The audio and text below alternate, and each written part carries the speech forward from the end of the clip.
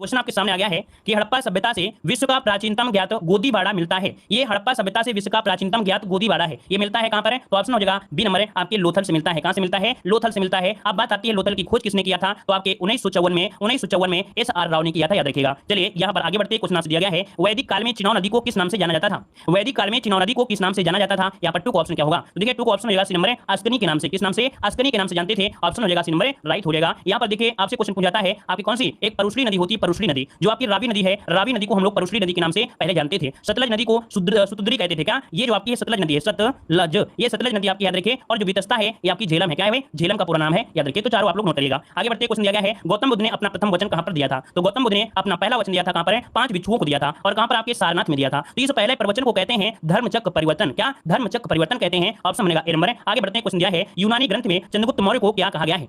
चलिए यूनानी ग्रंथ में चंद्रगुप्त मौर्य को क्या कहा गया है? तो ऑप्शन डी नंबर है सेंड्रोकोट्स। क्या बोला गया है? सेंड्रोकोट्स कहा गया है। इसका जो ऑप्शन है यहाँ पर आपका डी नंबर राइट हो जाएगा। सेंड्रोकोट्स कहा गया है। आगे बढ़ते क्वेश्चन दिया गया है कि चंद्रमा पृथ्वी के चारों ओर घूमता है। देखो दिया गया है यहाँ पर, देखो पृथ्वी है, कह रहा है चंद्रमा पृथ्वी के चारों ओर घूमता है और पृथ्वी सूर्य के चारों ओर, है ना? पृथ्वी क्या करती है? सूर्य के चारों ओर घूमती है। किस विद्वान ने यह सिद्ध किया था? ये किया था वराह मिहिर ने। किसने? वराह मिहिर। जो ऑप्शन है यहाँ पर आपका बी नंबर है वराह मिहिर ने यह सिद्ध किया था। जबकि अगर देखा जाए आर्यभट्ट आप लोग लगाओगे, है ना? आप लोग लगाओगे आर्यभट्ट। तो भाई आर्यभट्ट ने क्या सिद्ध किया था?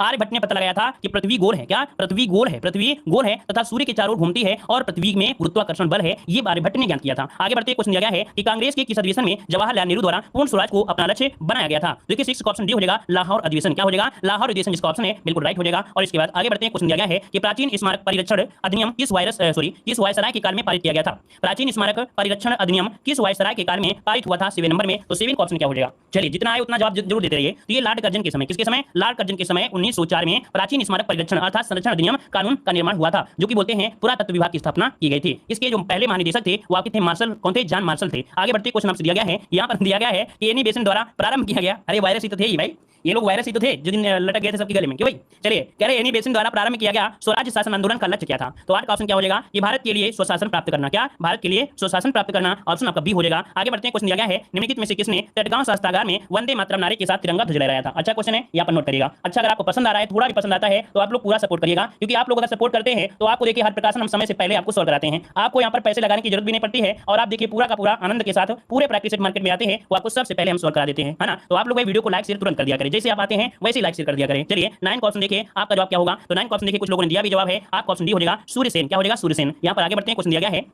कि सिराजुद्दौला किस युद्ध में अंग्रेजों से पराजित हुए थे? तो देखो भाई सिराजुद्दौला अंग्रेजों से पराजित हुए थे ना, यहाँ पर प्लासी के युद्ध में। अब प्लासी युद्ध कब हुआ था? तो आपको बताना है 1757 में। डेट भी पूछ लेता है तो आपको बताना है 23 जून। क्या हो जाएगा? 23 जून 1757 राइट हो जाएगा। क्लियर है? आगे बढ़िए। कह रहा है जर्मनी के सहयोग से किस इस्पात संयंत्र की स्थापना की गई थी? जर्मनी के सहयोग से किस इस्पात की कह सकते हैं स्थापना की गई थी? तो यहाँ पर देखो हम आपको एक ट्रिक बता देते हैं, ये ट्रिक याद रखिएगा, आप लोग नोट करिए अपनी कॉपी में। याद देखिए बोरू, क्या है भाई? बोरू, भीरू, भीरू, दुबे और राज। क्या है? राज। ये 4 आपके इस्पात संयंत्र हैं, है ना? तो देखो यहाँ पर बो से हो जाएगा बोकारो। क्या हो जाएगा भाई? बोकारो हो जाएगा, बोकारो, ठीक है ना? जो कि रूस के सहयोग से लगा था। किसके? रूस के सहयोग से। भी से हो जाएगा भिलाई। क्या हो जाएगा? भिलाई हो जाएगा, भिलाई, ठीक है ना? ये आपका भिलाई है। और रूस से हो जाएगा, रूस हो जाएगा। दू से हो जाएगा दुर्गापुर। क्या हो जाएगा? दुर्गापुर। और बे से हो जाएगा ब्रिटेन। क्या हो जाएगा? ब्रिटेन हो जाएगा, ब्रिटेन हो जाएगा, ब्रिटेन, ठीक है ना? और राज से हो जाएगा यहाँ पर राउरकेला, राउरकेला। और जा से हो जाएगा जर्मनी। क्या हो जाएगा? जर्मनी। तो भैया आप कहेंगे कि सर जी ये बताइए राउरकेला कहाँ पर है? तो राउरकेला आपके ओडिशा में है, ठीक है ना? भिलाई कहाँ पर है? आपके छत्तीसगढ़ में है। बोकारो कहाँ पर है? तो आपके झारखंड में है। दुर्गापुर कहाँ पर है? आपके पश्चिम बंगाल में है। तो इस ट्रिक को अपनी कॉपी में ऐसे नोट करिएगा, बोरू, भीरू, दुबे, राज, इसके बाद बोकारो, और कहां पर आपका है तो इसको भी नोट करिएगा। ये अगर याद हो गया बोरू, भीरू, दुबे, राज, तो भाई जब हमको याद हो सकता है तो आपको भी याद हो सकता है। याद रखिए हर एक एग्जाम में क्वेश्चन बनता है। तो देखो यहाँ पर भी हमने बताया कि यहाँ पर जैसे जर्मनी आया था ना, तो इसका आंसर हो गया कौन सा? राउरकेला, है ना? राउरकेला बन गया ना? ये ट्रिक आपको हमेशा याद रख लेना है। चलिए आगे बढ़ते हैं। क्वेश्चन दिया गया है सूची फर्स्ट को सूची सेकंड से क्या करना है? सुमेलित करना है। यहाँ पर देखो दिया गया है 8 डिग्री चैनल, है ना? 9 डिग्री चैनल और 10 डिग्री चैनल, साथ में ढक्कन पास। जबकि ढक्कन पास होता है, क्या होता है? ढक्कन पास होता है, ढक्कन पास। तो देखो भाई ढक्कन नहीं होगा, ढक्कन पास होगा। तो देखो भाई 8 डिग्री चैनल ये मिनी काय और मालदीव के बीच है ना? तो यहाँ पर आपका 2 हो गया। तो भाई ये आपका 2 हो गया ना? यहाँ पर 9 डिग्री चैनल जो आपका है मिनी काय और लक्षद्वीप में है, तो मिनी काय लक्षद्वीप यहाँ पर आपका यहाँ पर 1 हो गया। 10 डिग्री चैनल अंडमान निकोबार में है, तो अंडमान निकोबार अगर हम आपसे पूछें तो यहाँ पर क्या हो जाएगा भाई?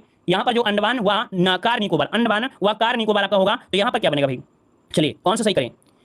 यहाँ पर देखिए ये हो जाएगा लिटिल अंडमान और कार निकोबार, इसका आपका 3 हो जाएगा। और दक्कन पास जो आपका है लघु अंडमान और दक्षिणी अंडमान के बीच में है, तो इसका 4 हो जाएगा। चलिए इसका भी स्क्रीनशॉट ले लीजिए सभी लोग, जल्दी से स्क्रीनशॉट लीजिए, क्योंकि ये क्वेश्चन यहाँ से बनेगा, ठीक है ना? चलिए आगे बढ़ते हैं। क्वेश्चन दिया गया है गुजरात के सबसे पश्चिमी गांव और अरुणाचल प्रदेश के सबसे पूर्वी छोर पर स्थित वारांगू के समय में कितने घंटे का अंतर है? तो ये हमारा प्यारा भारत है ना? यहाँ से हमने एक राकेल खींच दिया, ये गुजरात है जो कि गौर माता, और यहाँ पर आपका अरुणाचल प्रदेश में वारांगू, जो समय है वो कितना है? तो यहाँ पर क्या हो जाएगा? 2 घंटे का अंतर है। क्या? 2 घंटे का अंतर है। यहाँ पर आंसर जो हो जाएगा बी नंबर राइट हो जाएगा। क्लियर है ना? अब ये ज्ञात कैसे करते हैं? तो आपके देशांतर रेखाओं से यहाँ पर जो देशांतर जाती है, यहाँ पर देशांतर उसको घटा देंगे तो लगभग लगभग 30 देशांतर आता है और यहाँ पर आपको 60 से भाग देना है और यहाँ पर क्या करना है 4 से गुणा करना है। क्यों? क्योंकि एक जो आपकी पृथ्वी घूमती है वो 1 मिनट में 4 अंश, अरे मतलब 1 अंश बराबर 4 मिनट ऐसे घूमती है। तो इस कारण से आराम से देंगे क्या, तो यहाँ पर हो जाएगा 2 और 2 दूनी 4, तो 2 घंटा निकल के आ जाता है। ऐसे निकालते हैं, कोई भी समय दिया हो ऐसे निकाल लीजिएगा। चलिए क्वेश्चन नंबर आपका 14 दिया है, राज्य केंद्र शासित प्रदेश दिया है और आपको दिया गया है घनत्व दिया गया है। तो चलिए यहाँ पर बताइए कि कहाँ का कितना घनत्व आपका है। जैसे हम आपको बताते हैं वैसे स्क्रीनशॉट ले लीजिएगा। देखो दिल्ली का है 11,320, ये दिल्ली का है 11,320, इसका मतलब ये आपका हो गया 4 हो गया है ना, ये हो गया 4। उत्तर प्रदेश का कितना है 829 है, तो 829 कहाँ पर है, पहले स्थान में है ना। मिजोरम की अगर बात करें तो यहाँ पर क्या होगा 52 प्रति व्यक्ति वर्ग किलोमीटर, 52, तो 52 कहाँ पर है आपके 2 में है। और इसके बाद है केरला, तो 868 है केरल में, तो 868 केरल में, तो आपका हो गया 3 है ना। मिलान करने की जरूरत तो नहीं है भाई,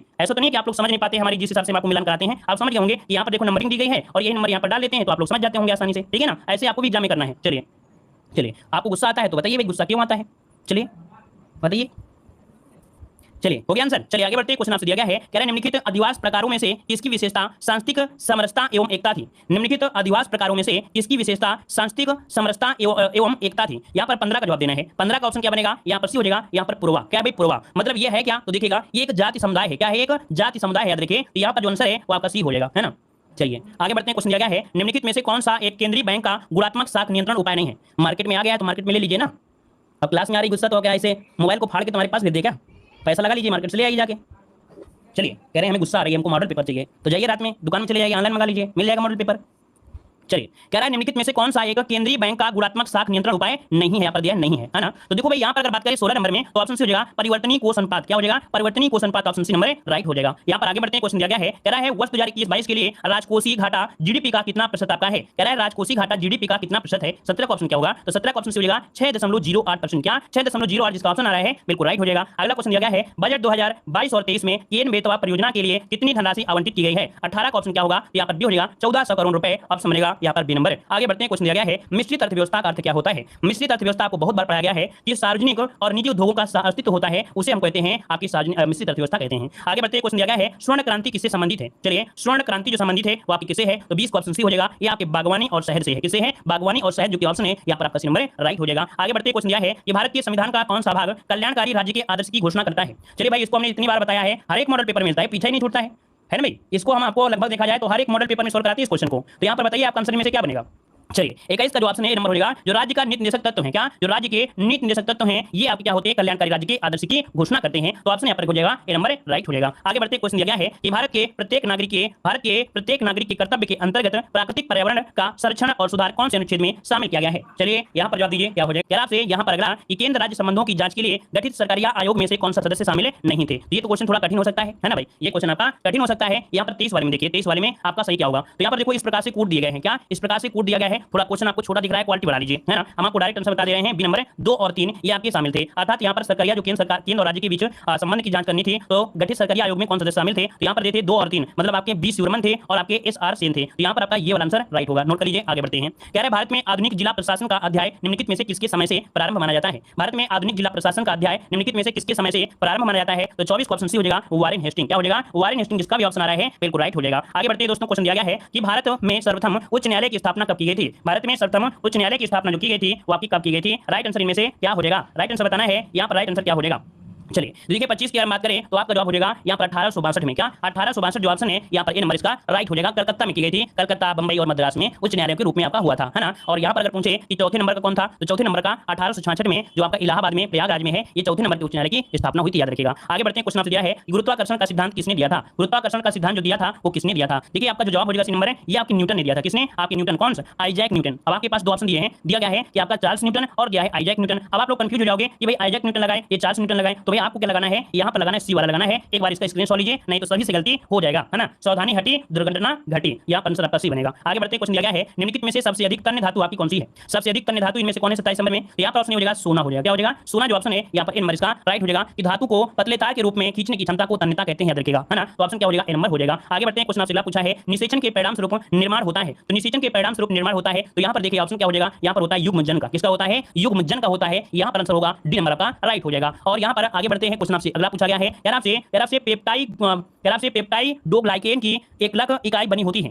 पेप्टाइड डोग्लाइकेन की एकलक इकाई बनी होती है, तो ये बनी होती है किसकी, तो आपकी एमिनो एसिड और शर्करा से। किसे, एमिनो एसिड और शर्करा से होती है, ऑप्शन डी हो जाएगा। अगला क्वेश्चन दिया गया है मानव शरीर की सबसे लंबी कोशिका कौन सी है, तो मानव शरीर की सबसे लंबी कोशिका है तंत्रिका कोशिका। क्या बनेगी भाई, तंत्रिका कोशिका। याद रखिए तंत्रिका कोशिका जिसे न्यूरॉन कहते हैं, क्या कहते हैं, न्यूरॉन कहते हैं। आगे बढ़ते हैं, क्वेश्चन दिया गया है निम्नलिखित में से किस विकल्प में सन्निवेद सही नहीं है, सन्निवेद सही नहीं है। कह रहे स्वाधन वलंबन, भाई वलंबन थोड़ा अवलंबन होता है, क्या होता है, अलंबन होता है, पहला ऑप्शन गलत दिया है और जो ऑप्शन है वो आपके सही है बिल्कुल, ठीक है ना। हेमधनाच्छादित, हिमाच्छादित, आत्मधन अवलंबन, आत्मावलंबन, वधुधन उपलाद है तो वधुपलाद है। यहाँ पर देखिए ऑप्शन गलत दिया गया है। आगे बढ़ते हैं, क्वेश्चन दिया गया है निम्नलिखित में से किस विकल्प में विलोम युग्म का अशुद्ध दिया गया है 32 नंबर में। कह रहा है अनभिज्ञ का बहुज्ञ दिया, क्या ऐसा होता है क्या भाई, अनभिज्ञ का अभिज्ञ होता है, क्या होता है भाई, अभिज्ञ होता है, हम तो ये पढ़े हैं, अभिज्ञ आपका हो जाएगा है ना, अभिज्ञ हो जाएगा, ऑप्शन गलत दिया है। अपेक्षित, अपेक्षित का अनपेक्षित, अनुरक्त का विरक्त और अधम का उत्तम। आगे बढ़ते हैं, क्वेश्चन दिया है लीन शब्द किसका पर्यायवाची है, लीन शब्द जो आपका है ये किसका पर्यायवाची है यहाँ पर 33 नंबर में, तो 33 का ऑप्शन हो जाएगा विमुग्ध होता है, क्या विमुग्ध होता है, अर्थात यहाँ पर जो लिप्त हो जाता है, आकृष्ट हो जाता है ना, तो यहाँ पर जो आंसर आपका नंबर राइट हो जाएगा। जैसे कोई पढ़ाई में लीन हो गया है ना, कोई भजन में लीन हो गया, कोई किसी में लीन हो गया, तो यहाँ पर आंसर आपका ए हो जाएगा। आगे बढ़ते हैं, क्वेश्चन दिया गया है युद्ध करने की प्रबल इच्छा, युद्ध करने की प्रबल इच्छा के लिए क्या करते हैं, तो यहाँ पर 34 का ऑप्शन क्या होगा, देखिए भाई 34 की अगर बात करें तो ऑप्शन डी हो जाएगा युत्साह होता है, क्या युत्साह होता है, नोट करिए युत्साह होता है, ठीक है। अब यहाँ पर आपके सामने कई ऑप्शन दिए हैं तो आपको कंफ्यूज होगा कि किसको किसको कहें, तो देखो युद्ध जो दिया है, युद्ध ये क्या होता है, ये होता है जिसमें युद्ध करने की इच्छा हो, क्या जिसमें युद्ध करने की इच्छा हो, जिसमें युद्ध करने की इच्छा हो उसे कहते हैं यशस्वी।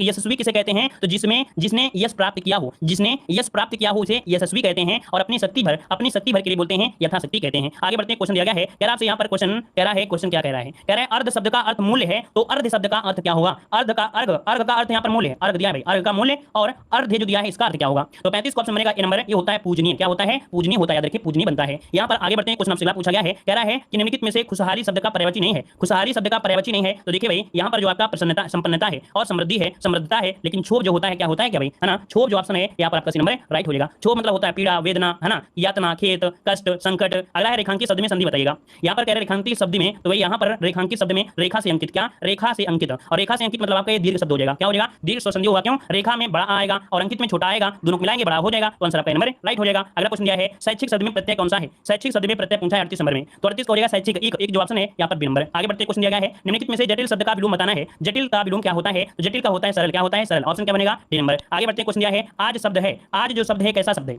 चलिए आज जो शब्द है कैसा है, तो याद रखिए ये आपका तद्भव है, क्या होता है तद्भव है आपका, और इसका तत्सम होता है अध, क्या होता है अध होता है। अगला है निम्नलिखित में से कौन सा शब्द आपका राह का पर्यायवाची नहीं है, राह का पर्यायवाची नहीं है 42 नंबर में। चलिए जो क्वेश्चन आपको दिख रहे हैं ना ज्यादा, ये गद्यांश के हैं, याद रखिए इनके मॉडल पेपर में गद्यांश में जो क्वेश्चन होते हैं वो गद्यांश के नहीं होते हैं, गद्यांश में दिए हुए वर्डों में वो ग्रामर में चेंज कर देते हैं, ग्रामर पोर्शन बना देते हैं। ये अच्छी बात है कि ज्यादा से ज्यादा क्वेश्चन आपको सॉल्व करने को मिल जाते हैं, है ना, तो गद्यांश के जो क्वेश्चन होते हैं ग्रामर की तरह रख देते हैं। तो देखिए राह का पर्यायवाची नहीं है आपका 42 क्वेश्चन से हो जाएगा बटोही, क्या बटोही जो ऑप्शन है यहाँ पर सी नंबर हो जाएगा। यहाँ पर याद रखिए यहाँ पर राह दिया है ना, राह राहगीर नहीं दिया है, याद रखिए राह मतलब होता है मार्ग, क्या होता है मार्ग, लेकिन राहगीर मतलब होता है जो क्या होते हैं आपके राही होते हैं, बटोही होते हैं, मुसाफिर होते हैं, पथिक होते हैं, है ना, यात्री होते हैं, उन्हें राहगीर कहते हैं, उन्हें बटोही कहते हैं। समझ गए होंगे। आगे बढ़िए, कह रहे हैं आधुनिक का उपयुक्त विलोम शब्द में से क्या है, आधुनिक का विलोम पूछा है यहाँ पर 43 नंबर में, तो आधुनिक का विलोम होता है क्या, यहाँ पर सी हो जाएगा प्राचीन हो जाएगा, क्या हो जाएगा दोस्तों प्राचीन हो जाएगा। आगे बढ़ते हैं, क्वेश्चन दिया है निम्नलिखित में से विदेशी उपसर्ग से बना शब्द आपका कौन सा है, विदेशी उपसर्ग से बना शब्द में से क्या हो जाएगा, तो यहाँ पर देखो आपका दिया गया है बेशक, क्या दिया है बेशक, ये जो बे शब्द आपका है ना, अबे ये बोलते हैं ना बेशब्द, ये अरबी फारसी है, क्या ये अरबी फारसी शब्द आपका है, याद रखिएगा अरबी फारसी है। चलिए आगे बढ़ते हैं, क्वेश्चन दिया गया है कह रहे आधुनिक शब्द में मूल शब्द और प्रत्यय आपको बताना है, तो आधुनिक को तोड़िए और आधुनिक को तोड़ते हैं तो आपको निकलेगा अधुना और इक, क्या निकलेगा अधुना और इक, अर्थात जो मूल शब्द आपका है वो आपका अधुना है और इक जो आपका है प्रत्यय है। आगे बढ़ते हैं, क्वेश्चन दिया गया है कह रहा है विश्व विरासत स्थल बेसिलिका ऑफ मोम जीसस किस राज्य में स्थित है।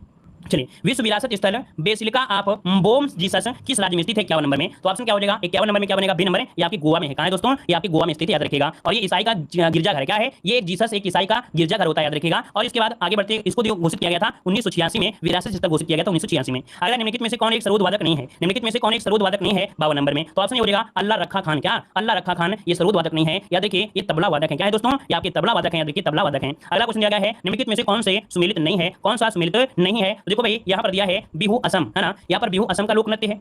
अच्छा भैया यहाँ पर कूट दिया गया है, क्या दिया है कूट दिया है। बिहू असम का है, ये बिल्कुल सही है। घूमर राजस्थान का है, बिल्कुल सही है। भांगड़ा ये कहाँ का है, पंजाब का है, केरल का नहीं है, ये तो गलत दिया है। लावनी जो आपका है महाराष्ट्र का है, मतलब आपका जो ऑप्शन बी हो जाएगा केवल तीन आपका गलत दिया है, तो ऑप्शन क्या बनेगा यहाँ पर आपका बी नंबर राइट हो जाएगा। क्लियर है। आगे बढ़ते क्वेश्चन दिया है लेट शकील गांधी पुस्तक के लेखक कौन है, लेट शकील गांधी पुस्तक के जो लेखक हैं वो आपके कौन है 54 नंबर में, तो 54 की अगर हम बात कर लें तो ऑप्शन हो जाएगा डी नंबर तुषार गांधी। कौन है तुषार गांधी, जो ऑप्शन है यहाँ पर राइट हो जाएगा डी नंबर हो जाएगा। और ये महात्मा गांधी के परपोते हैं, क्या है ये गांधी जी के परपोते हैं, याद रखिएगा। आगे बढ़ते हैं क्वेश्चन दिया गया है कि अभियंता दिवस किसकी जयंती के अवसर पर मनाया जाता है, यहाँ पर अभियंता दिवस को जयंती के रूप में मनाते हैं, यहाँ पर 55 का ऑप्शन दीजिएगा। तो हमने आपको बताया था इंजीनियरिंग डे, इंग्लिश में बोलते हैं इंजीनियरिंग डे। तो यहाँ पर देखिए आपके जो है एम विश्वेश्वरैया, क्या एम विश्वेश्वरैया जो ऑप्शन है यहाँ पर आपका सी नंबर है, राइट हो जाएगा। इन्हीं की जयंती के अवसर पर ही आपके 1968 से कब 1968 से प्रतिवर्ष ये मनाया जा रहा है इंजीनियरिंग डे, है ना। इन्हीं को इंजीनियर का पिता कहा जाता है अपने भारत में, इन्हीं से स्टार्टिंग हुई थी। अगला क्वेश्चन दिया है कि महिलाओं के लिए ओलंपिक में शुरू किया गया पहला खेल कौन था। महिलाओं के लिए ओलंपिक में शुरू किया गया पहला खेल याद रखिए, यहाँ पर सी हो जाएगा गोल्फ था। क्या था भाई, गोल्फ था, याद रखिएगा। और इसकी शुरुआत आपकी 1900 ईस्वी में पेरिस ओलंपिक में शुरुआत हुई थी, पेरिस ओलंपिक से शुरुआत हुई थी। और इसके बाद आगे बढ़ते क्वेश्चन दिया है कि भारतीय प्रौद्योगिकी संस्थानों में से कौन सा संस्थान सर्वप्रथम स्थापित किया गया था। तो सबसे पहले स्थापित किया गया था ये रुड़की है, अभी बताया था ना, रुड़की इंजीनियरिंग के लिए इन्होंने स्थापित किया था, इसलिए इनको इंजीनियरिंग कहा जाता है। तो ऑप्शन इसका सी हो जाएगा, यहाँ पर आईआईटी रुड़की आपका सर्वप्रथम आपका हुआ था कब, आपके 1847 में, 1847 में आपका हुआ था। मुंबई जो आपका है ये कब हुआ था, तो 58 में, 1958 में, याद रखिए 1958 में हुआ था। और कानपुर जो आपका है कानपुर ये कब हुआ था, तो आपके 1959 में, कब 1959 में हुआ था। और ये दिल्ली है 1961 में, कब 1961 में, नोट कर लीजिएगा। आगे बढ़िएगा, क्या आपसे निम्नलिखित में से वह कौन है जिसे भारतीय न होने पर भी भारत रत्न से सम्मानित। तो देखो यहाँ पर 58 का जो ऑप्शन है राइट हो जाएगा, यहाँ पर नंबर है नेल्सन मंडेला, क्या नेल्सन मंडेला ऑप्शन आपका नंबर बनेगा। आगे बढ़ते हैं, क्वेश्चन दिया गया है इंडियन विंस फ्रीडम पुस्तक के लेखक कौन है। इंडिया विंस फ्रीडम पुस्तक के लेखक हैं यहाँ पर कौन, तो ऑप्शन हो जाएगा मौलाना अबुल कलाम आजाद, जो कि ऑप्शन है यहाँ पर नंबर राइट हो जाएगा। क्लियर है। और यहाँ पर याद देखिए ये स्वतंत्र भारत के पहले शिक्षा मंत्री थे, स्वतंत्र भारत के पहले शिक्षा मंत्री रहे हैं। आगे बढ़ते हैं, अभिनव बिंद्रा किस खेल से संबंधित हैं। अभिनव बिंद्रा किस खेल से हैं, बहुत अच्छा क्वेश्चन है, लाजवाब क्वेश्चन है। देखिए भाई 60 की अगर बात करें तो ऑप्शन सी हो जाएगा निशानेबाजी से। क्या निशानेबाजी आपको याद होगा 2008 में इन्होंने ओलंपिक में स्वर्ण पदक जीता था 10 मीटर एयर राइफल में, बीजिंग ओलंपिक में, कहां पर बीजिंग ओलंपिक जीता था। आगे बढ़ते हैं, क्वेश्चन दिया है कि यदि किसी संख्या, ये देखो आपका रीजनिंग है, रीजनिंग की क्वेश्चन और मैथ की क्वेश्चन अलग वीडियो में आपको मिलेंगे, ठीक है। यहाँ पर देखो दिया गया है कि आपसे निम्नलिखित में से